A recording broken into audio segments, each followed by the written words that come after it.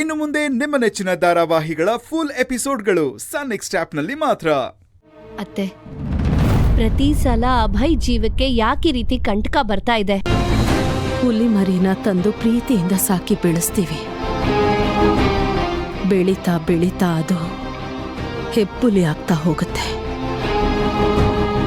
ತನ್ನ ಹಸಿವನ್ನ ನೀಗಿಸ್ಕೊಳ್ಳೋದಿಕ್ಕೆ ಸಾಕ್ದವ್ರನ್ನೇ ಕಿತ್ತು ತಿನ್ನೋ ಹುಲಿ ಅದು. ಅದು ನಮ್ ಜೊತೆ ಮನೆಯಲ್ಲೇ ಇರುವಾಗ ಜೀವನ ಅಂಗೈಯಲ್ಲೇ ಇಟ್ಕೊಂಡಿರ್ಬೇಕಾಗತ್ತೆ ಕೌಸಲ್ಯ. ನೀವು ಅಖಿಲ ಬಗ್ಗೆ ಮಾತಾಡ್ತಿದ್ದೀರಾ ಅನ್ಸುತ್ತೆ. ಆದ್ರೆ ನಾನದ್ರ ಬಗ್ಗೆ ಏನು ಹೇಳ್ದೆ ಇದ್ರೇನೆ ಒಳ್ಳೇದು. ಸುಮ್ನೆ ನಾನೇನೋ ಹೇಳಿ ನೀವೇನೋ ಹೇಳಿ ಮತ್ತೆ ಇಬ್ಬರಿಗೂ ಬೇಜಾರಾಗತ್ತೆ ಅಷ್ಟೆ. ಅತ್ತೆ, ನನಗೇನು ಅನ್ನಿಸ್ತಾ ಇದೆ ಅಂದ್ರೆ, ಮೊನ್ನೆ ಅಭಯ್ಗೋಸ್ಕರ ಗಂಗೆ ಮಾಡ್ಬೇಕಾಗಿರೋ ಪೂಜೆ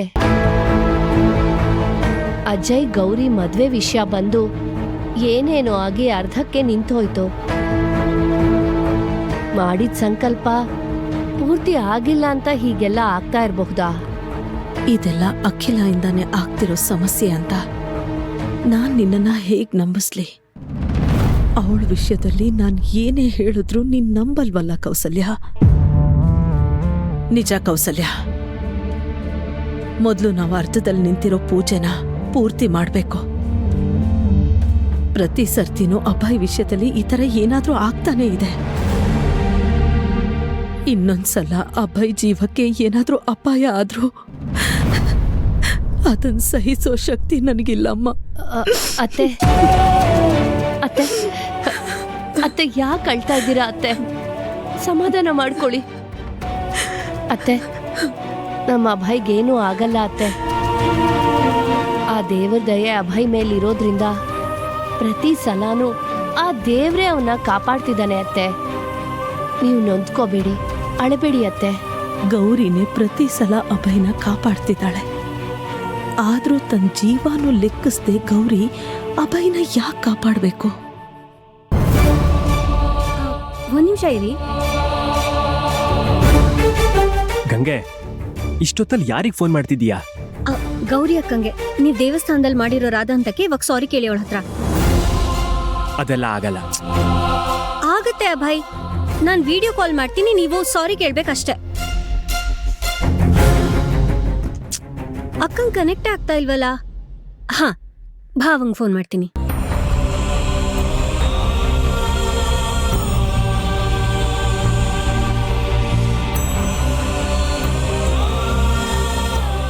ಗೌರಿ, ರೀ ಗೌರಿ, ಬೇಗ ಬಾಗ್ಲು ತೆಗೀರಿ, ಬೇಗ. ಎಷ್ಟೊತ್ತು ಬಾಗ್ಲು ತೆಗಿಯೋದು? ಗಂಗೆ ವಿಡಿಯೋ ಕಾಲ್ ಮಾಡ್ತಿದ್ದಾಳೆ. ಈಗ ಏನ್ ಮಾಡೋದೀಗ? ಏನ್ ಮಾಡೋದು? ಒಂದ್ ನಿಮಿಷ ಇರಿ. ಬನ್ನಿ ಬನ್ನಿ, ಕುತ್ಕೊಳ್ಳಿ ಕುತ್ಕೊಳ್ಳಿ.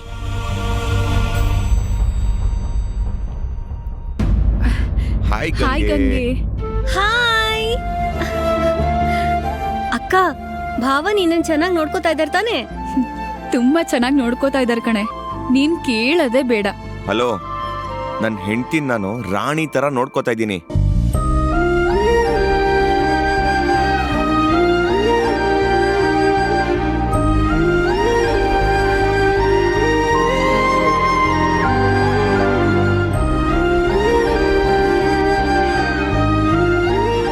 ಹಲೋ ಹಲೋ, ನಾನ್ ಕಾಲ್ ಮಾಡಿರೋದು ನಿಮ್ ಜೊತೆ ಮಾತಾಡಕ್ಕೆ, ನೀವ್ ಮಾತಾಡ್ಕೊಳಕಲ್ಲ. ಸರಿ, ನವ ಜೋಡಿಗಳಿಗೆ ಇಷ್ಟೊತ್ತಲ್ಲಿ ಕಾಲ್ ಮಾಡಿ ಡಿಸ್ಟರ್ಬ್ ಮಾಡ್ತಾ ಇದ್ದೀನಿ, ತಪ್ಪು ತಿಳ್ಕೊಬೇಡಿ. ವಿಷಯ ಏನಂತ ಹೇಳಿದ್ರೆ, ಇವಾಗ ಅಭಯ್ ಅಕ್ಕನ ಹತ್ರ ಕ್ಷಮೆ ಕೇಳ್ತಾರೆ. ಅಭಯ್ ಕೇಳಿ.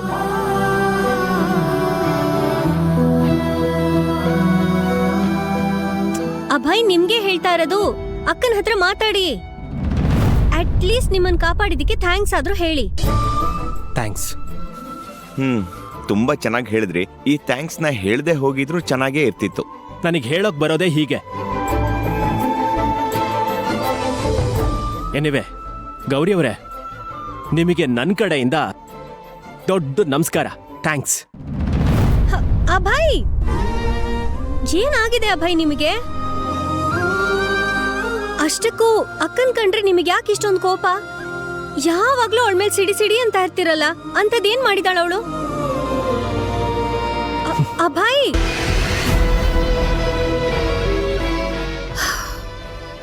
ಯಾವಾಗ ನೋಡಿದ್ರು ಹೀಗೆ ಮಾಡ್ತಾರೆ. ನನ್ಗೂ ಏನೂ ಅರ್ಥ ಆಗ್ತಾ ಇಲ್ಲ ಅಜಯ್ ಅವ್ರೆ. ಹೋಗ್ಲಿ ಬಿಡಿ, ಜಾಸ್ತಿ ತಲೆ ಕೆಡಿಸ್ಕೊಬಿಡಿ. ಇವಾಗ ನೀವು ಮಲ್ಕೊಳ್ಳಿ, ನಾಳೆ ಮಾತಾಡೋಣ.